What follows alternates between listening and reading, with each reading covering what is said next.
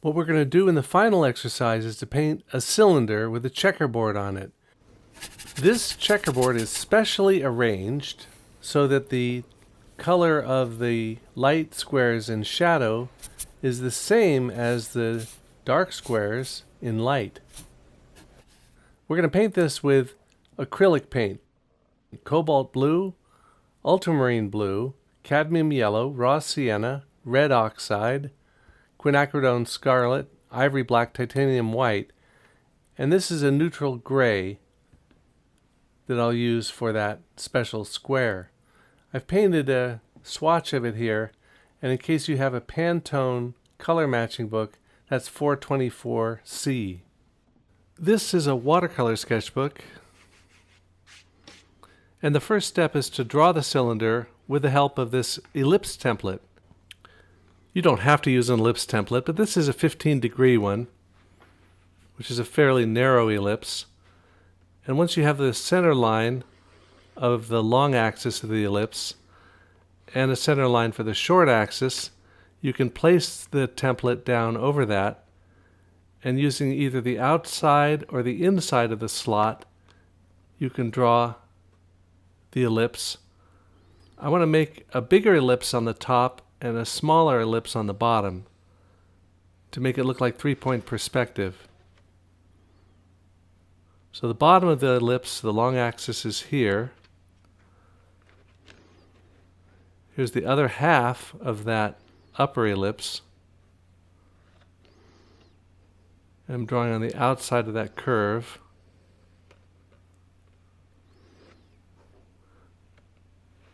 And then when I'm drawing at the bottom, I'll draw on the inside of that curve, which makes a smaller ellipse. Then when I connect those lines will converge downwards. Actually, the bottom ellipse should be a different degree. It should be slightly more circular, less pinched, but that's okay. For this purpose, it's going to be fine. We've got about a 6 inches at the top and about a 5.5 inch ellipse at the bottom. So if you're good at freehanding ellipses, you can freehand this. What we're going to want, though, is 2 more ellipses going down the side of this cylinder. And I'm going to speed up the take here so that you don't have to watch all this in real time. I'll use the template to draw these 2 intermediate lines. And now I need to draw the verticals between the checkerboard pattern. The square that's closest to us might be a little bigger than an inch, and as the squares go back around, they rapidly get smaller in size. I'm just estimating this for the purpose of this diagram. Now I'm drawing the verticals. They're actually slightly converging downward. Let's start by wetting the surface. I'm using a large synthetic flat brush. And up above on the palette area, I've got cadmium yellow medium, cobalt blue, which I'm mixing now for the shadow color. And there's ultramarine blue below that, a touch of black, the neutral gray over on the right, and then quinacridone scarlet and raw sienna. This is acrylic paint, but you could use gouache. And the idea with the lighting is to light the cylinder from the left-hand side so that the darker shadow area will be on the right side of the cylinder with a gradient between the two. And because I'm painting a painted gradient, I'll have to keep the colors wet together and blend them with the brush. So I'm working fairly fast to keep those gradients smooth in the background, and when I get to it, on the cylinder. I'll paint the light surfaces first and then paint the dark squares over that. Soften those edges of the cast shadow. Clean the brush out. I have the rag there to dry out the brush. Now that gray is the color of the warm light valued patches in cool light. So the cool light cancels the warmth and we get a neutral gray. And then we're going to make a gradient from the gray shadow to the yellowish light. So now I can switch the color to an opaque but fairly light yellow color. While everything's still wet, I'll try to blend this color as it goes from light into shadow. I'll have to match this gradient with a parallel gradation of the dark squares when I get to those later. I'm painting it transparently enough that I can still see the pencil lines through the paint. If I got too opaque, I'd lose those, but if that did happen, I could always find them again by using that ellipse template and redrawing them on top of the dry paint. Let's use slightly more opaque gray paint to make that shadow color a little bit flatter.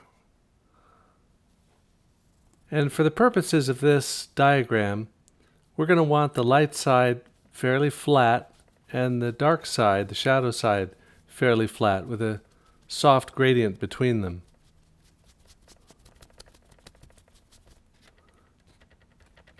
Rather than having a whole lot of reflected light or highlights or anything like that going on in this form modeling. I've picked a light beige color for the top surface of the cylinder, which is receiving both the cool light from the right and the warm light from the left. So it wouldn't have a strong warm or cool character. And it might be a little bit darker than the light side here and a little lighter than the dark side. Hey, let me just take a minute out of this video to tell you about the full-length video that this is an excerpt from. The whole video is called Gradients, and it's part of the Color and Practice series. It's mostly practice and a little bit of theory. I'll take you through 6 different ways of mixing gradients, and so you'll do exercises to follow along with, and then we'll do on-location paintings of the alleyway, landscape with a spot of light in the middle of it, but we'll also do ferns in the woods, and we'll do an outdoor landscape with clouds, all using this idea of color changing from one area to another. This is a great way, packed full of information, but a great way for you to not just watch videos, but also put them to practice and do the practice yourself so you really learn it. So check out Color and Practice, Gradients, and the link is in the description. Now, we're going to need to paint the dark squares. So we want that to be in the shadow side, a deep blue, a mix of ultramarine and black. We're imagining these dark squares are cool in color, fairly dark, and since they're receiving blue light in the shadow, they're going to be a fairly good blue. Starting with this square that's just after the form has turned from light into shadow. And then the one next to that down below, about the same color. With a flat brush like this, you can paint a quadrilateral fairly quickly. If the shapes aren't perfect, that's okay. We can clean up the edges later. And then these skinny squares as they turn right at the edge of the form. The next thing that we need to do is to carry the color of those dark squares across that same gradient into the light in parallel to the changes that we did in that lighter yellow light color. So as the other one gets lighter and warmer, this one also gets lighter and warmer. But from a dark blue-gray or blue-black, lighter and warmer means closer to that wonderful neutral gray. It's our magic unifying color here. So I mix some of that gray in the left and do a brushed gradient within each square and pick up on the color this time of the square with just a little blue on one side and pretty much a pure gray on the left-hand side of that square. These squares will use that gray purely. And as long as these two local colors that are moving in a checkerboard fashion, as long as they're moving in the same way, meaning the values and the chroma change in the same direction, then the eye will accept this as a surface coloration that's moving in parallel. Let's deepen the shadow a little bit more, because the color of the surface the whole thing is sitting on is a warmish color, but it's not as yellow as the light side of the cylinder. So compared to the yellow on the light side of the cylinder, the surface color is more of a white, warmed by the warm light. That means that the shadow should also be lighter and cooler than the color of the light squares in shadow. All these comparisons are ones that you're making all the time when you're painting. Now we want to make that gray a little bit more solid and opaque in the shadow and in the light. It's pretty typical to start a diagram or a painting like this semi-transparently so you can see the lines through the paint, and then make it opaque when you need to. And for the purpose of this diagram, I want to make sure it's nice and opaque so that we can make it really clear that these colors are exactly the same.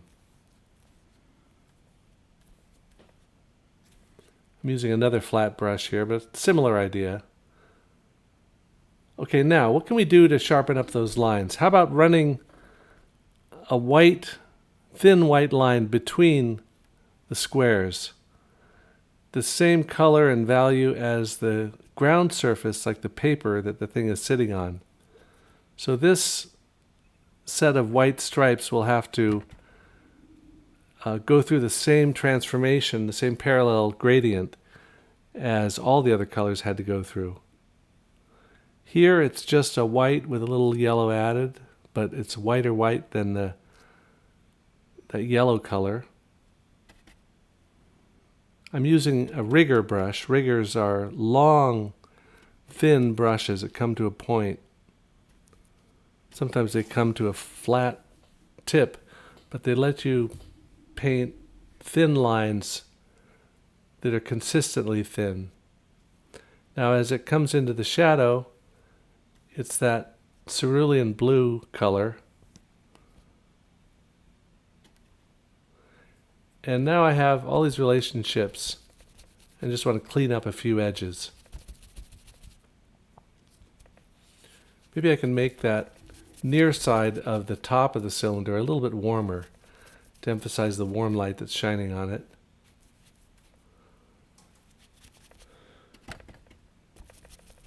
And I can thin that out with water to kind of soften it up and gradate it toward the gray that's at the back of the cylinder top.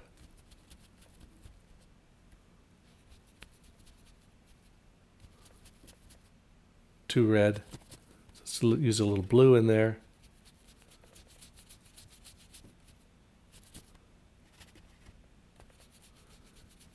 Okay, and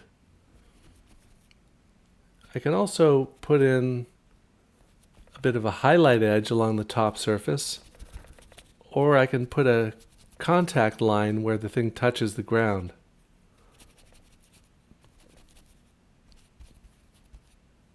A little cooler there. Again, that top surface is a mix of the warm light and the cool light shining in the whole scene. Let's mix up a black, or close to a black.